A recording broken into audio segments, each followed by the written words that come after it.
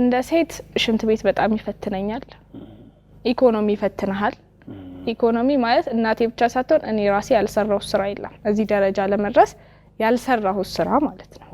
በጣም ብዙ ስራ ይሄ ነገር ጥሩ ነው መሲ ካልከኝ እዛ ቦታ ላይ ነኝ ሱቅ ሰርቻለሁ እንጀራ ከናቴ ጋር ሸጫለሁ ቺፕስ ሸጫለሁ መንገድ ላይ አዙሬ ምግብ ሸጫለሁ ይሄ እርጥብ አሁን እርጥብ ተብሎ ተሻሽሎ የዛሬ 10 ምናምን አመት እኔ ሸጫለሁ አዙሬ ማለት ነው እየሰራሽ ራስሽ ቤት ውስጥ እየሰራ ሸጫለሁ ብዙ ነገሮችን ብቻ ሰርቻለሁ ለመንግስት ገድያለሁ ብሎ ነው ሲሰጣው የሞትሽ መስሎት የሞትኩ መስሎት በዛ ሰዓት ኤኒትሬ ይባላል አሽዋይ ጫና ነው እኔ 9 አመት ደቃቃ ልጅ ነኝ ስለዚህ ያደጋል ከሰችላል ሰው ይሄ እግሪን ብቻ ያዩትና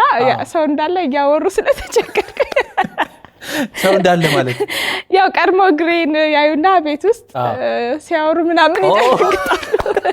ከውጭ በሩን ሳይወጥ እግሩን ነው የሚያዩት አዎ እና በቃ ሰው አለ ይላሉ